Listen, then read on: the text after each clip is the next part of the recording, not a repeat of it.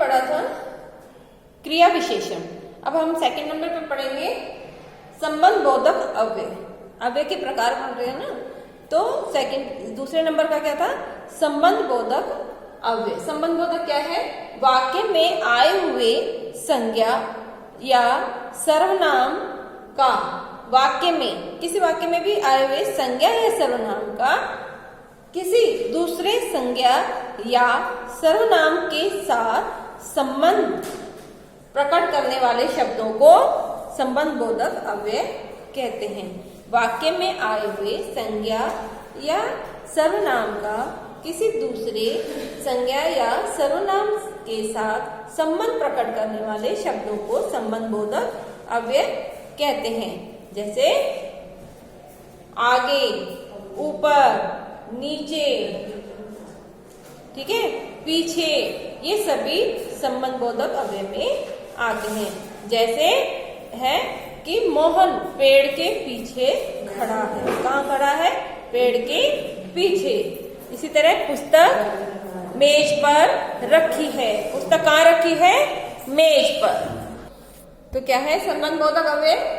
वाक्य में आए हुए संज्ञा या सर्वनाम का किसी दूसरे संज्ञा या सर्वनाम के साथ संबंध प्रकट करने वाले शब्दों को हम संबंध बोधक अव्यय कहते हैं। जैसे आगे, ऊपर, बाहर, नीचे, पीछे, ये सभी संबंध बोधक उसके उदाहरण हैं अव्यय के। देखो जैसे पुस्तक मेज पर है। पुस्तक कहाँ पर है? मेज पर। इसमें क्या आ रहे हैं? संज्ञा शब्द। कौन से आ रहे हैं? संज्ञा शब्द। पुस्तक एक संज्ञा है, मेज एक संज्ञा है, ठीक है। पुस्तक का संबंध किससे बताया गया? दूसरी संज्ञा से, मेज से, ठीक है ना। तो पुस्तक मेज पर है, तो इसका संबंध बताया गया पुस्तक मेज पर है, इससे संबंध बताया गया, ठीक है। ऐसे ही रोहन पेड़ के पीछे खड़ा है। इसमें संज्ञा शब्द कौन से हैं? रोहन। संज्ञा कहते हैं ना किसी व्यक्ति का नाम, वस्तु का नाम, स्थान का नाम, जगह, और ये सभी भाव क्या कहलाते? संज्ञा। तो इसमें संज्ञा शब्द कौन से हैं? रोहन। और इसका संबंध किससे है? पेड़। पेड़ भी संज्ञा है, तो इस एक संज्ञा का दूसरी संज्ञा के साथ संबंध। रोहन कहाँ खड़ा है? के पीछे। पेड़ के पीछे खड़ा है, ठीक है। ये दोनों संज्ञाओं का संबंध बताया गया है। रोहन पेड़ के पीछे खड़ा है, तो ये सब क्या आ जाएंगे? के पीछे, ऊपर, नीचे, ये सभी क्या आते हैं? संबंध बोधक अव्यय में आते हैं। अब हम कौन सा पढ़ेंगे? थर्ड। तीसरा है समुच्चय बोधक अव्यय। क्या है? समुच्चय बोधक अव्यय। समुच्चय बोधक। अब हम पढ़ रहे हैं तीसरे नंबर पे समुच्चय बोधक अव्यय। समुच्चय बोधक अव्यय क्या है? दो शब्दों, वाक्यांशों, वाक्यों या दो शब्दों, वाक्यांशों या वाक्यों को जोड़ने वाले शब्दों को समुच्चय बोधक अव्यय कहते हैं। दो शब्द जोड़ने, दो वाक्य जोड़ने, दो वाक्यांश जोड़ने, ये सब किसमें आते हैं? समुच्चय बोधक अव्यय में आते हैं। जैसे दो शब्दों को जोड़ना है, इसमें क्या यूज करते हैं? कौन सा काम में लेते हैं? किंतु, परंतु, तथा, क्योंकि, और, इसलिए, ये सभी शब्द समुच्चय बोधक अव्यय में आते हैं।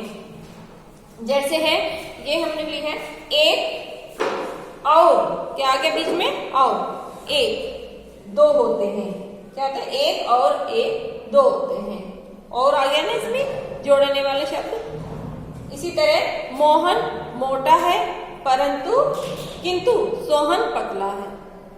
मोहन मोटा है किंतु सोहन पतला है। ये दो वाक्य को जोड़ दिया हमने, दो वाक्यांशों को जोड़ दिया, ठीक है। इसमें दो वाक्य जुड़ गए। जैसे मोहन पढ़ाई में बहुत अच्छा है परंतु वह बहुत गरीब है। दो वाक्य जुड़ गए, परंतु आगे बीच में वह बहुत गरीब है। तो इस तरह क्या हुआ?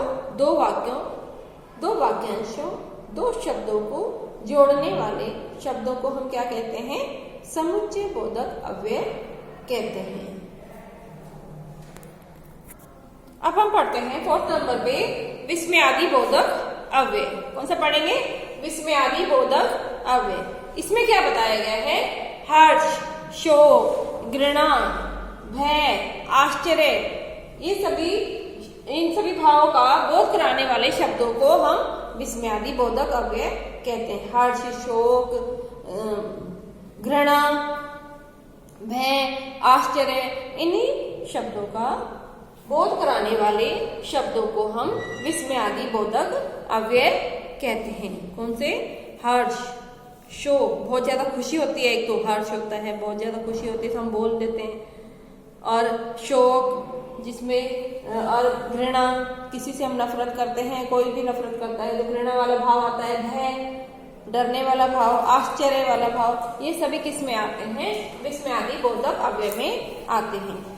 हर्ष, शोक, घृणा, भय, आश्चर्य आदि भावों का बोध कराने वाले शब्दों को हम विस्मयादि बोधक अव्यय कहते हैं। जैसे वाह, वाह, शाबाश, अरे, हाय, ये सभी शब्द किस में आ जाते हैं?